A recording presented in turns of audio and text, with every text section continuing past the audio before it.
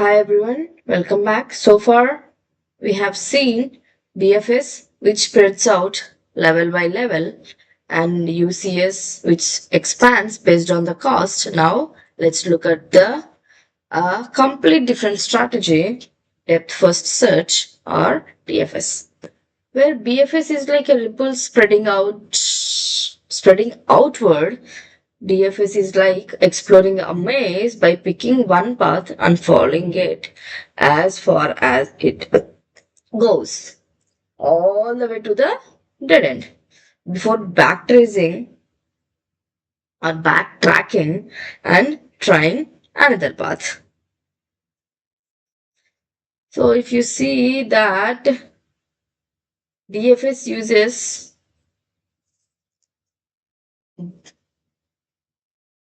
last in, first out.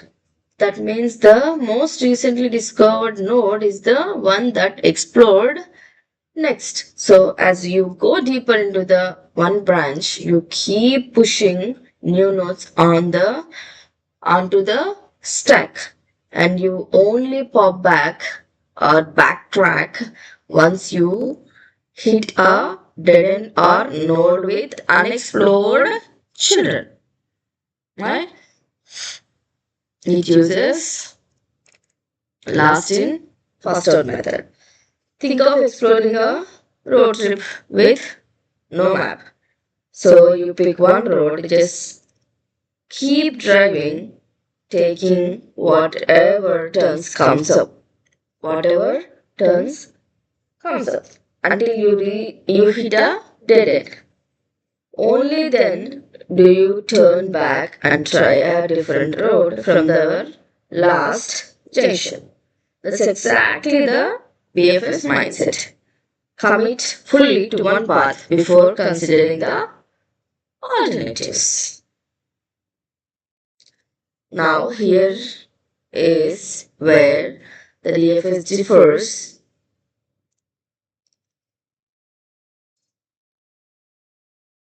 sharply from BFS and UCS. Right?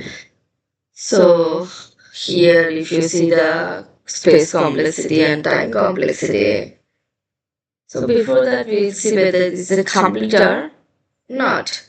So as you see that DFS is complete? No. Why? This is important. If the search space is finite, or if there is a loop in the graph with no cycle checking, DFS can stuck going deeper and deeper forever and never finding the goal, even if one exists.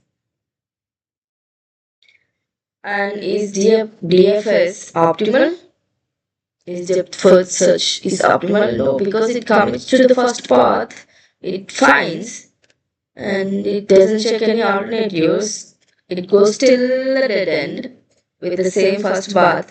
That path might be a much longer or costlier than the shorter alternative that BFS or UCS would have found already.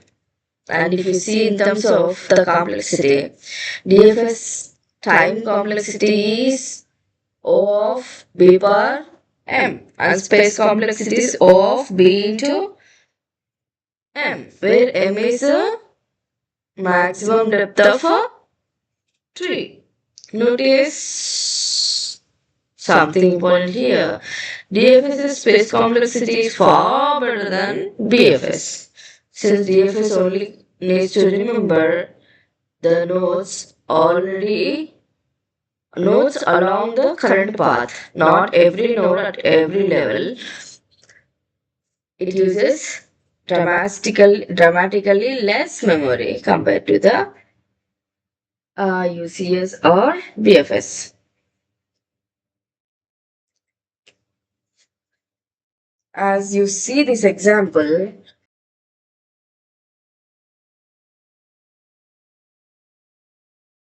so let's see this example here. Take a look at this tree. So the light gray dashed nodes are completely unexplored. The dark circle The dark solid circles represented the nodes currently being stored in memory. What is our objective here?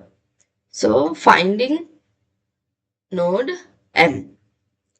So let's say that our objective is finding the node M. So the goal node hidden deep at the bottom. Because this is the depth first search, the algorithm acts like a diver, plunging as deep down a single path as possible before backing up, before backtrack. So at step 1, we start right at the top at the root.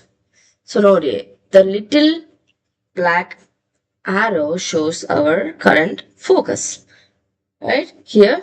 So we expand node A, which reveals its children B, C. Because DFS uses a last in first out stack strategy, we dive left to node B, right? This one, node B. That means last in first out strategy. So we dive left to the node B. Notice that node A stays dark here. Yep. Node A stays dark because it still have active descendants down the line. From B we dive deeper. See here step 3. We dive deeper to node 3, revealing its children's H and I. Right? So here they are revealing H and I. The arrow points to H. So now look closely at what happens when we hit node H. Right? So that means we reach the point like depth. It is at a depth 3 and has no children of its own. That means it is a dead end and it's not our goal. So what should we do now? Because it has no further descendants or no children to look at, the algorithm completely removes node H from its memory to save what? Space. Now it is pointing to the node I. So we are like a sibling, right? Sibling of H. So just like H, node I is a dead node because it is not our goal. Once we check it and realize it's not the goal, it gets wiped from the memory too. Right? You see that they are not there. So that means that we are also removing D, the parent. Again, we are also scraping out B. With the left branch cleared out, the algorithm backtracks up and dives down to node E. Right? Dives down to node E, uncovering the children of E, J, K. Now it is pointing to the J.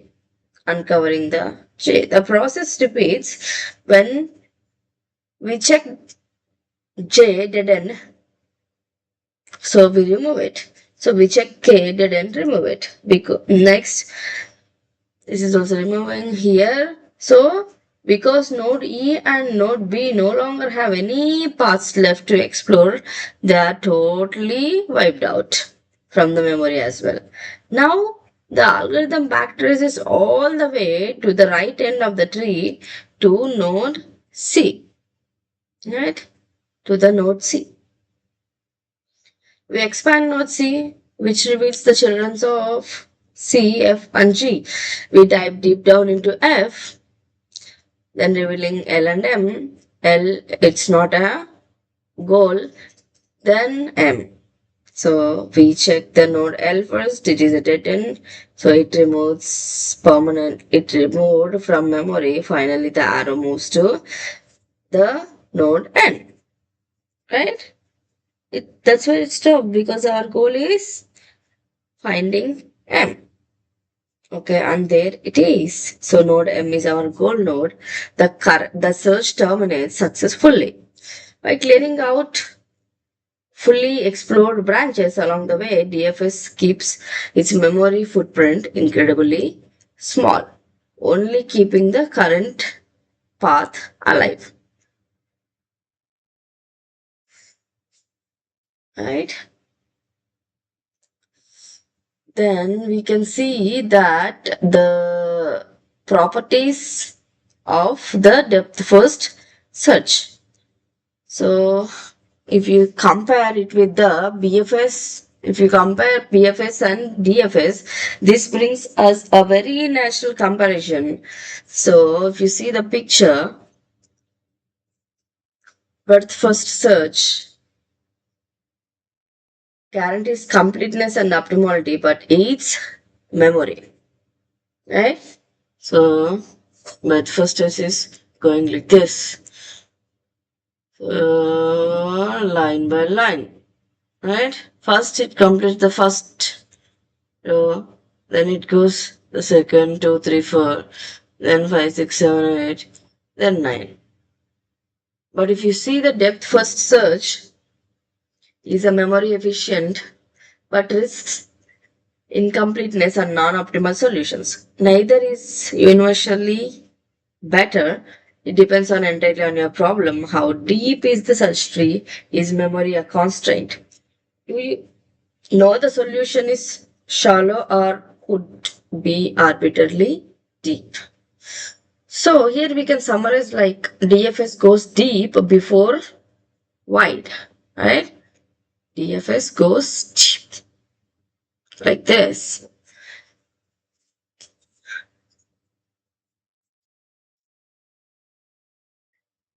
Uses a stack, is memory efficient but not guaranteed to find a solution or the best one. So in our next video, we'll look at two strategies that try to fix DFS biggest weaknesses. So depth limited search and iterative deepening search.